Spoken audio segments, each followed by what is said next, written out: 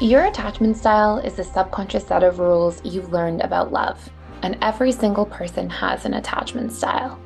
Now, if you imagine for a moment that you sit down to play a board game, and one person has the rules for Monopoly, and the other person has the rules for Scrabble, but neither of you know it, can you imagine how much unnecessary friction and confusion are likely to take place? Well, the exact same thing happens when we have a different attachment style than somebody, because these are the rules we have about love.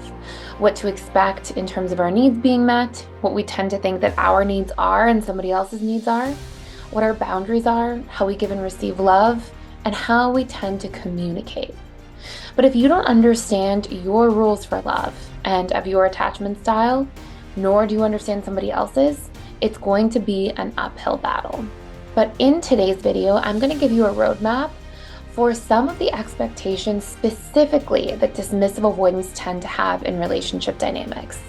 And in fact, some of these relationship expectations can be difficult or even harmful.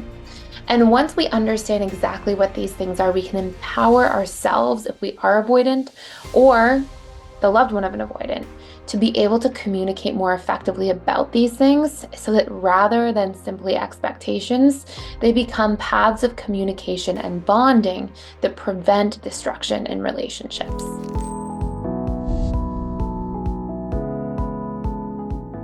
Hi, my name is Gibson, and I'm the creator of the Personal Development School.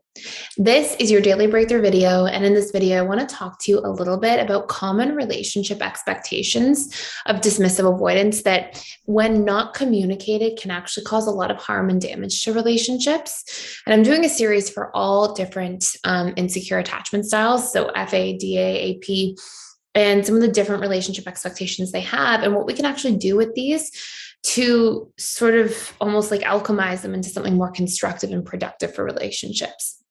So you'll see this big theme in here that's all about being able to communicate so that we're taking the expectation and communicating a need, whatever the need is behind it instead, and then negotiate about it, because sometimes we can have unrealistic expectations. An example of this is a dismissive avoidant. One of their common expectations is being with a partner shouldn't mean making compromises to my current schedule and life. And when not communicated, you can only imagine how much friction will take place in a relationship, right? You can only imagine how challenging this would be for a partner of a DA to be like, hello, but you're supposed to make healthy, not concessions, but compromises to how you spend your time when we get into partnership, get into relationship together. And this also doesn't mean that whatever the partner says has to go, right? So it doesn't have to be that a dismissive avoidant, communicates, hey, I don't want to make too many changes to my schedule. And it doesn't mean that what the DA says when they communicate has to go either, right? So you'll see how there's a point for negotiation. So, let's say the dismissive avoidant communicates their expectation and they say, I'm concerned about having to make too many compromises to my schedule. And that's where two parties can come together. Let's say there's an AP with a DA. And the AP can say, well, I'd like to meet 4 times a week. I think that would make me feel like I'm comfortable. I'd like to see you 4 times a week. And maybe the dismissive avoidance says, look, let's do 1 weekend night and 1 weekday. So let's do twice a week. And, ideally, I would like to meet, once a week, once every other week. And they're going to have to find that sort of harmony that's somewhere in the middle. Now, for the record, on a side note, this is why communication and negotiation is so important. This is why we're supposed to be doing this in the dating stage of relationships. Because if we have two people who aren't willing to budge, let's say we have a DA who's like, I only want to see somebody once every other week. And we have an AP who may, even when they're people pleasing, try to pretend like that's okay with hopes that it would change later. But maybe truly for an AP, they couldn't do with seeing their partner less than twice a week. That really wouldn't feel happy and fulfilling for them. That's why we vet in the dating stage. That's why we take the time to ask these questions, to communicate, to figure out where people stand so we can see if we're compatible, right? Compatibility means we can find healthy middle ground on our differences and then enjoy our similarities. So when I talk about communicating it and then negotiating, the vast majority of time, people are very pleasantly surprised at just how much thriving comes into relationships when they properly communicate and just make those healthy compromises. And generally, it's much easier than I think people otherwise expect. But in the off chance that that's just not a possibility, then maybe it may not be the right fit. So anyways, we're going to go through some common dismissive avoidant expectations. And the first one, as I mentioned, is my partner and I shouldn't have to make compromises that change our schedules, right? So I shouldn't have to compromise how much time I spend doing what I want to do in my life. And generally for partnerships, we do have to make a little bit of compromises. And as the relationship progresses and maybe one day you have a family and things like that, of course, there's going to be certain time compromises there. Number two, my partner should always be understanding when I need space. Again, when I just expect that as a DA, let's pretend, and then I don't communicate about it, or that I need understanding or give context for why I need space, then what happens is when my partner doesn't automatically understand like I expect them to, because this is my subconscious programmed expectation, then what takes place instead is the partner gets frustrated, and we make that mean something. Oh, they don't respect my space.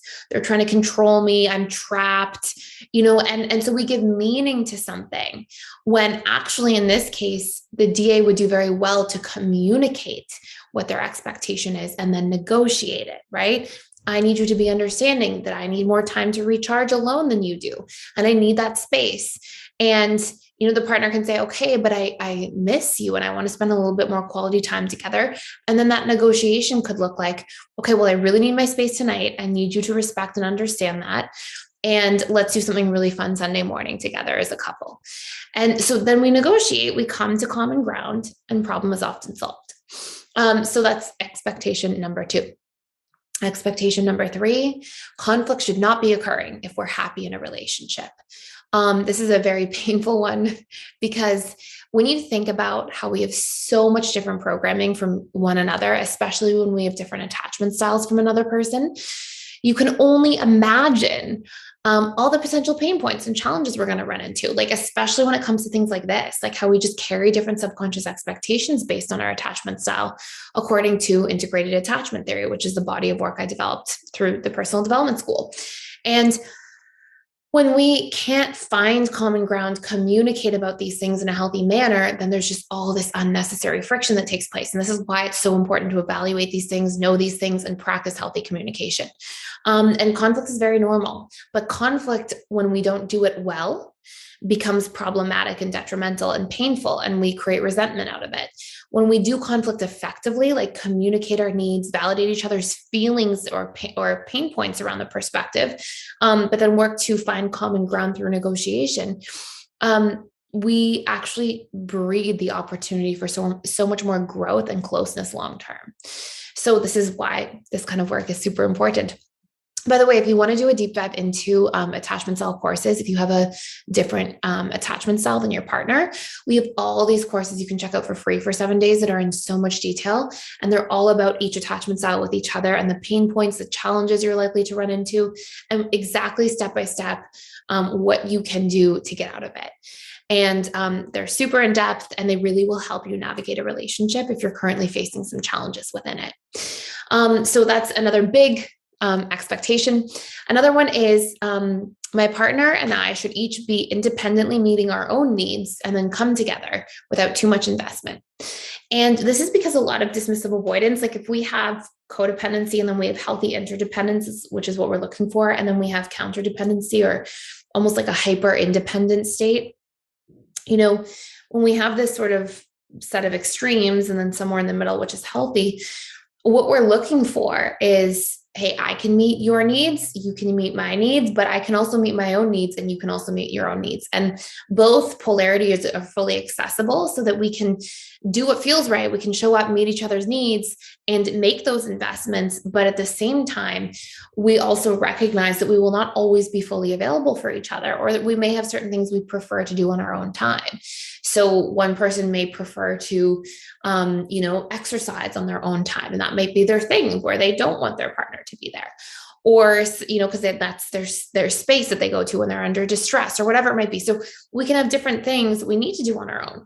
But when somebody doesn't understand that and is existing on one end of the polarity, it actually acts as a massive barrier towards healthy interdependence. So what we would communicate and then negotiate here is my partner and I should both be able to meet our own needs is what we're trying to get to. But if you need more time to meet your own needs, you would share that. And then you would negotiate a healthy amount of time with your partner where you will show up to meet each other's needs as well.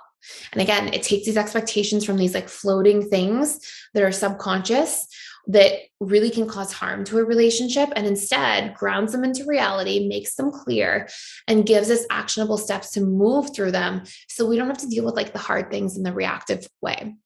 By the way, if you want to do a deeper dive into attachment styles, relationships, core wounds, and needs, you can get my book, Learning Love, on Amazon right now.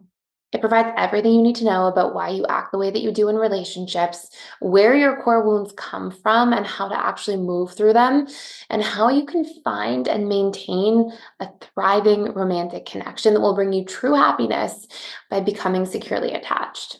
All of the empowered relationships you have in your external world come from a healthy, secure relationship to yourself first. And I'll teach you how to get there. The link to Learning Love is in the description just down below. The next one is my partner should never emotionally rely on me.